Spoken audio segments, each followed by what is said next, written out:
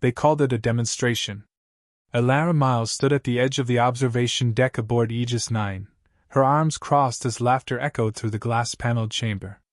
The Galactic Concorde's finest, ambassadors from Vortha, Silkel, and of course, the Sildari Dominion, watched the replay of Earth's latest weapon test like it was a farce. A sleek tungsten rod had pierced a decommissioned battleship hull in orbit. No explosions. No flashy energy flares. Just pure force, raw and simple. A stick hurled very fast, chuckled the Silkel diplomat, his blue fronds quivering with amusement. Commander Miles kept her expression unreadable. Forgive me, the Sildari overlord, Virexar said in mock apology. But this is what you've brought to the galactic table. You still believe in impact? His voice was a smooth purr laced with disdain. Tall, cloaked in iridescent armor, Virexar was the embodiment of the Dominion's superiority complex. Every motion calculated. Every word sharpened like a blade. Don't mistake simplicity for weakness, Elara said, stepping forward. Eyes turned. The Vortha ambassador tilted his head. And you are? Commander Elara Miles, Chief Tactical Officer of the Terran Defense Corps.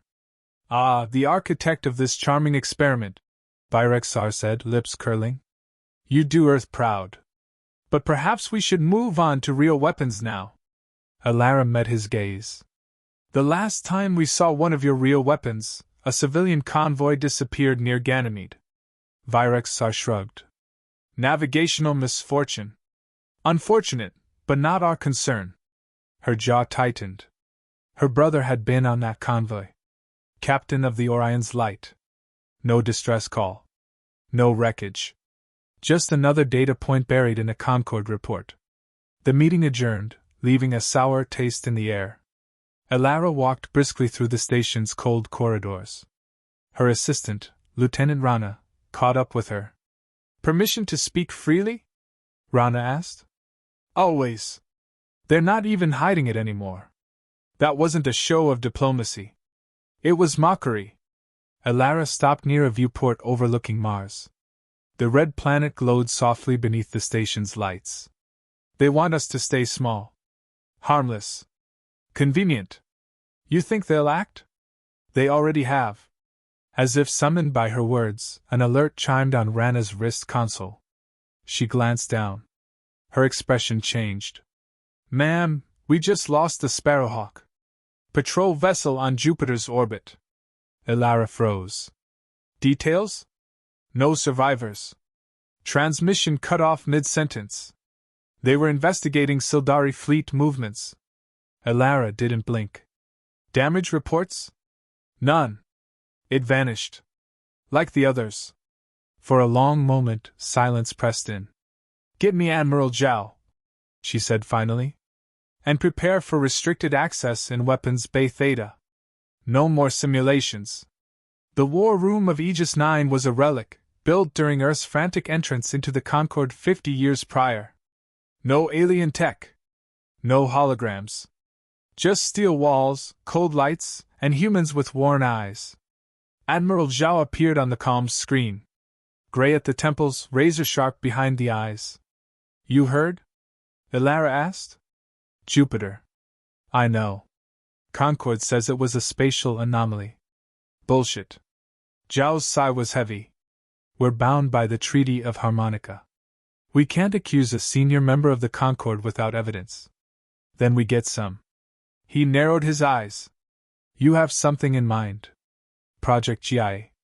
Zhao leaned back. That railgun? Elara, it's not combat ready. It's a lab experiment with a power draw that could black out half the station. It doesn't need to fire twice. He looked away. We start down that path, there's no walking it back. They think we're prey, she said, voice firm. They're circling. Testing how deep they can cut before we bleed. GIA might be our only warning shot. Zhao was quiet. Then, you have discretion. But do this clean, Commander. If Concorde gets wind. I understand. The screen blinked dark. Weapons Bay Theta was more bunker than lab. Sealed under 15 meters of composite armor, it housed Earth's boldest gamble, GIA. A prototype linear mass driver, spanning 400 meters, snaked through the heart of the station. It had never fired at full power.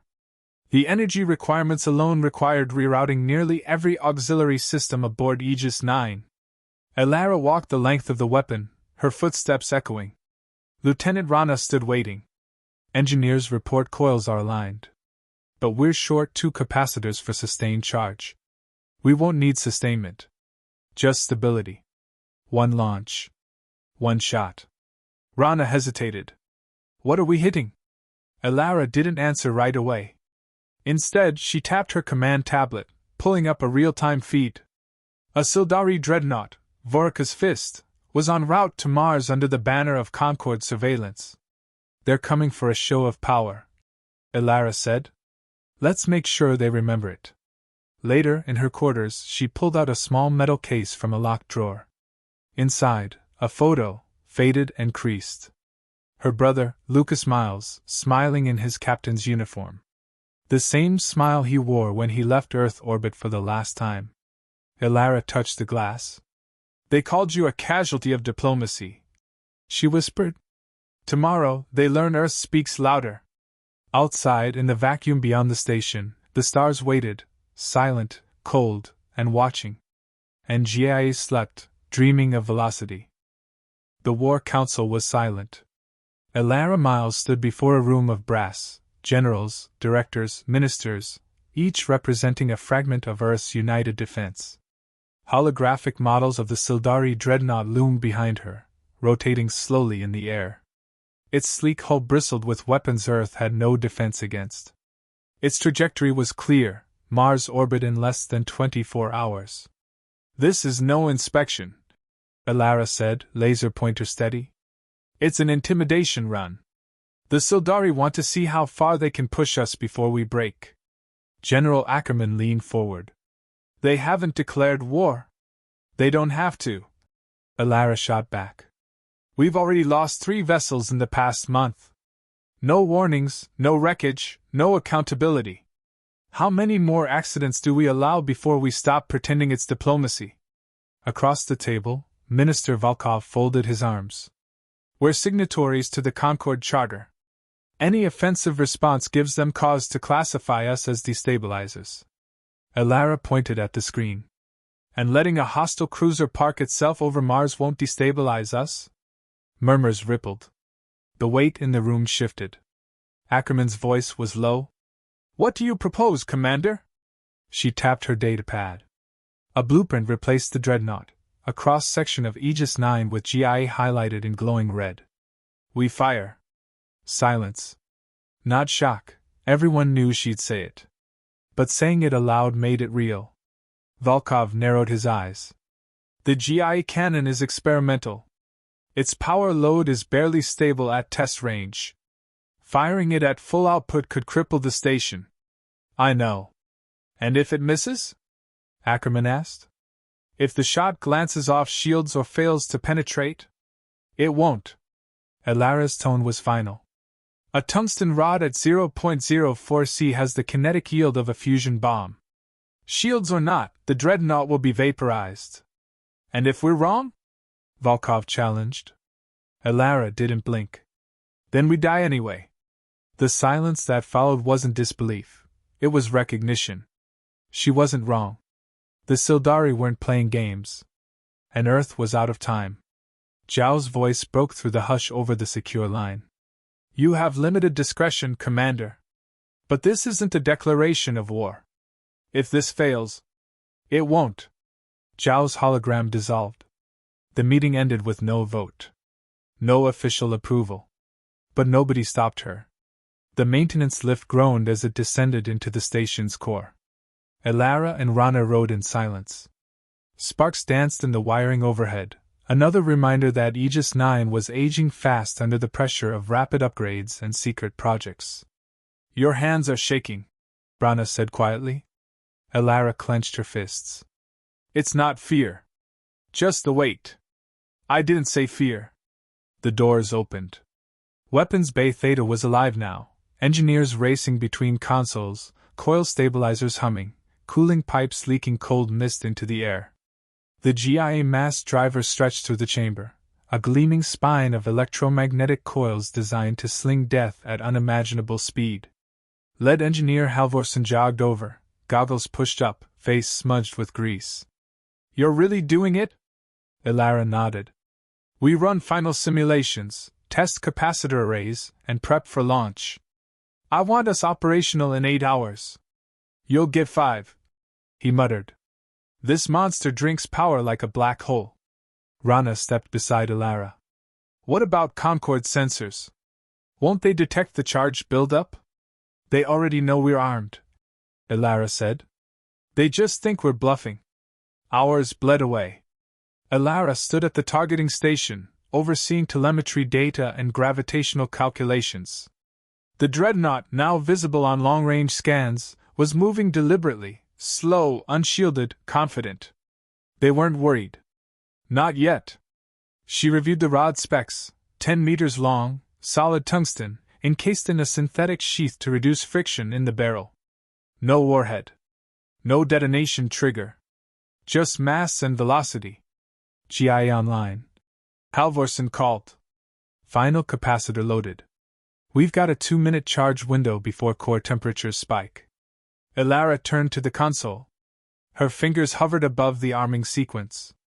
Commander, Rana said quietly. Ilara looked up. We crossed this line, there's no going back. There was never a line, she replied. Only waiting. She keyed in the sequence. Back on the main deck, Ambassador Trent of the Concorde opened a diplomatic channel. Commander Miles, be advised, the Sildari vessel is within engagement range. You are to stand down. Ilara didn't respond. Trent's voice sharpened. Any offensive action taken will violate 3 sections of the Concorde Charter. If you fire, Earth's place in this alliance. She cut the transmission. Warning ping from the Sildari ship. Rana said. They're powering up weapon arrays. Defensive posture, but they're not cloaking. They're baiting us. Then let's not disappoint them.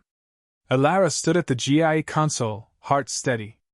Around her, engineers moved with purpose, knowing full well this might be their last shift. Not a word was spoken. No speeches. Only the hum of energy and the low whine of the mass driver charging. The dreadnought was now less than 30,000 kilometers away. Close enough for visual imaging. Its hull shimmered under sunlight, a testament to centuries of Sildari dominance. She raised her hand. On my mark. A deep rumble started in the belly of the station as the coils powered up. Magnetic fields screamed silently. The tungsten rod locked into position. 5 seconds. Target locked. Rana confirmed. Ilara exhaled. Fire. The GIA cannon thundered. There was no sound in space. But every system on Aegis 9 dimmed, every console flickered, and every soul on board felt the tremor in their bones. From the cannon's mouth, a blazing line of light ripped across the void. Half a second later, the dreadnought ceased to exist. One moment, it was there, vast, menacing, untouchable. The next, a blinding sphere of light blossomed where its core had been, then vanished into expanding dust. Gasps erupted. Some cried. Some stared. No cheer. Just stunned awe. Rana whispered. 1 shot. Ilara didn't speak. She stared at the monitor, watching the debris scatter. Watching the galaxy change. The silence that followed the impact was not peace. In the aftermath of Gaia's firing, Aegis 9 felt like a ghost ship. Systems sputtered back online. Emergency lights flickered across corridors. Backup reactors hummed unevenly, trying to compensate for the station-wide power surge. Commander Ilara Miles stood in the control center, her posture rigid, face unreadable. Behind her, screens displayed what remained of the Sildari dreadnought, nothing but fragmented hull, scattered across the stars like ashes in wind. Structural shockwave damage minimal, reported Rana, voice steady. Mag coils survived. Radiation within safe levels. But we've triggered at least 4 Concorde surveillance buoys. Let them watch, Ilara said. They needed a lesson. Halvorsen entered, limp in his stride, one sleeve torn, soot on his collar. Gaia's chamber held. Barely. We'll need to rewire half the system if you ever want to fire that thing again. I don't. He nodded. Then it did what it was built to do. Outside the station, debris continued to drift. No distress beacons. No survivors. The Sildari hadn't expected to lose. They hadn't imagined Earth capable of delivering death so precise, so final. And now, the galaxy knew. It didn't take long for the Concorde to respond. The diplomatic channel flared with high-level traffic. Elara sat alone in her briefing room, sleeves rolled up, a bruise blooming along her jaw where a power relay had snapped during recall. The image of Ambassador Tren blinked into existence, his expression tighter than usual. You've committed a violation of the Concorde's Unified Engagement Code, he said. This was not sanctioned. Elara didn't flinch. That vessel destroyed 3 Terran ships over the past month. Civilian casualties. No warning. No accountability. We responded. You acted unilaterally. We defended ourselves. You refused to acknowledge a pattern of aggression. So we made our own pattern. Tren's gaze hardened. Do you understand the consequences? Yes, she said. I understand they're watching now. The channel cut. No further demands. No threats. Just silence. Back in the command bay, Rana approached quietly. We're getting external signals. Not Concorde. Not Sildari. Elara turned. From where? Smaller nations. Peripheral species. Some of them never speak in open channels. Now they're reaching out. She showed her a message on a flickering datapad, translated from 3 dialects. All said the same thing. They bled. We saw. Earth stands. Elara stared at the words. Not gratitude. Not condemnation. Recognition. Get me the full list of senders, she said. Prioritize the ones closest to Sildari borders. Looking to start alliances? No, Elara murmured.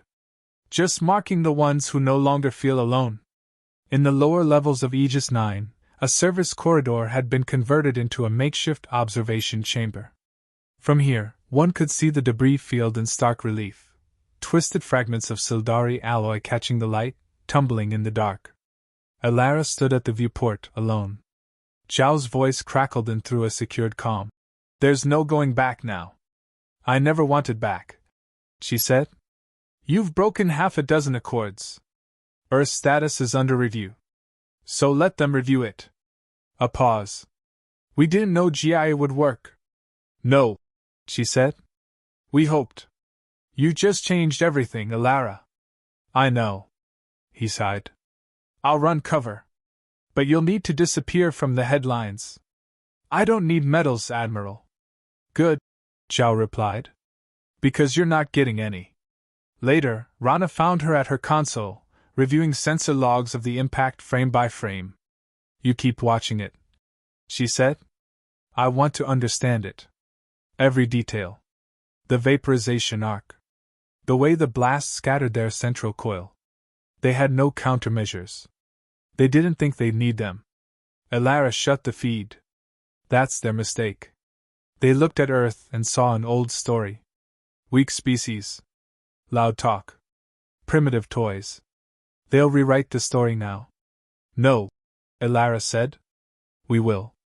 In orbit, 3 more Sildari ships dropped out of FTL, well beyond firing range. Their posture was defensive. They lingered. Watched. But they didn't approach. The Concorde sent a formal message to all members. An emergency assembly would convene in 72 hours. Earth's conduct, and the future of military escalation, were on the agenda. Elara read it once. Then deleted it. She had no more to say in council chambers. Hours later, she returned to the GIA chamber. Engineers were already packing up, tools scattered, circuits exposed. The cannon looked half dead, metal scorched, coils dim. Halvorsen looked up. Can't promise she'll ever fire again. She did enough. He stood, wiping his hands. You know, I designed that thing thinking it'd be a deterrent. A shadow on a blueprint. You just made it history. Elara nodded. The kind worth remembering. As she turned to leave, he called out. What now? Now, she said. We prepare for the ones who don't laugh anymore. The ones who'll come quiet and come serious. She walked away as the engineers resumed their dismantling, the hum of cooling fans a lullaby in the aftermath of a cannon that had just rewritten humanity's place in the stars. 3 days later, Earth was no longer silent on the galactic stage. The emergency Concord Summit, broadcast from the spiral city world of Vesca Prime, was less a courtroom than a theater of containment. Delegates from 100 species spoke in cautious tones. No one mentioned war outright. No one defended the Sildari either. They danced around one undeniable truth: Earth had survived a test designed to break it, and answered with a weapon that didn't ask permission. On the far end of the chamber, the Sildari seat remained empty. Elara Miles didn't attend. She wasn't invited. Instead, she sat alone in a quiet lounge aboard Aegis 9, watching the summit on mute. A cup of untouched coffee cooled beside her. Her uniform jacket lay folded on the table. The weight on her shoulders had not lifted, it had simply changed shape. Rana entered quietly, carrying a data pad. You were right. Elara didn't look up. About what? They're not sanctioning Earth. Not publicly anyway. The Concorde is spinning it as a regional incident. And the Sildari? Rana sat across from her. Withdrawn.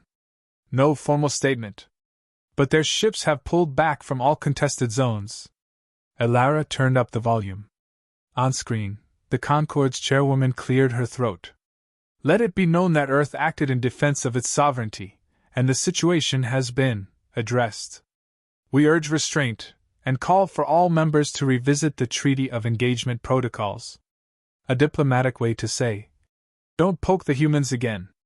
Elara turned it off. The next day, a shuttle descended toward Earth's surface, streaking through clouds and early dusk. Elara sat in the rear, her gaze on the ocean below. No guards. No medals. Just a quiet return. She stepped off into a small clearing, lush, green, and peaceful. The memorial park outside New Alexandria spread out before her, dotted with obsidian spires inscribed with names. She walked the path alone. Her brother's marker stood beneath a young tree, wind rustling its leaves. Lucas Miles. Captain. Explorer. One of the first to map the far moons of Jupiter. One of the first to vanish. Elara knelt and rested a hand on the stone. They tried to erase you, she said. They tried to erase all of us. Not with bombs. With silence. With the belief that no one would remember. She pulled a small strip of metal from her pocket. It was scorched, fragmented plating from the Sildari cruiser's debris, recovered by salvage drones. She laid it at the base of the memorial. This time, they'll remember. Back in orbit, the atmosphere aboard Aegis 9 had shifted. Halvorsen stood in the hangar bay, watching teams wheel in new materials, denser alloys, refined coil housings, thermal shielding. The next GI iteration had already begun. No announcement. No budget meeting. Just quiet progress. We're not rebuilding the same gun, Rana said, walking beside him. No, he agreed. We're building something they haven't imagined yet. A distant hum vibrated through the floor as the first test rig powered up. The engineers didn't cheer. They focused. The age of fireworks was over. Now came the age of silence and precision. Elara returned 2 days later. She passed through security without comment, stepped into the bay, and paused at the sight of what GI had become, a hollow shell now, stripped of plating, exposed coils wound tight like nerves waiting to fire. Rana approached. We thought you might not come back. I had something to finish. You always do. They watched the engineers in motion, no wasted movement, no confusion. Just quiet, shared direction. They'll come back, Rana said. Maybe not this month. Maybe not with warships. But they'll come. Different faces. Polished intentions. But the same threat. I know, Elara said. And when they ask why we did it, what will we say? Elara thought for a moment, then looked out toward the stars. Because they asked if we could. She turned and walked toward the command deck, her boots echoing against the steel. Not fast. Not slow. Just steady. Beyond Earth's orbit, farther than even the Sildari dared patrol, another transmission echoed into the dark. A flickering Sildari data core, barely intact, played a final recorded fragment from the bridge of the destroyed dreadnought. A single voice, Overlord Virex Sars, cut through static. What was that? A pause. Then silence. No weapon signature matched the impact. No database explained the velocity. No doctrine had prepared them for death delivered by sheer mass and math. For the first time in 2 centuries, the Dominion archived a battle under the category, Unresolved Threat. Night fell over Earth. In the darkened halls of the Concorde's high chambers, a new protocol was quietly drafted, unofficial, unspoken. A simple directive whispered between fleets and governors, relayed in careful words. Do not provoke humanity. No document bore the order. No law required it. But from that day forward, in every simulation, every strategy room across the galaxy, Earth was plotted with a new variable, uncertainty. A place no longer mocked. A species no longer overlooked. Back on Aegis 9, Elara stood at the viewport once more, arms folded, eyes on the stars. The galaxy was wide. Quiet, for now. Rana entered and spoke softly. They'll keep trying to put us back in our place. Elara gave a faint smile. They'll have to find it first. She turned away from the glass. Behind her, Gaia's empty frame glinted faintly, not dead, but waiting.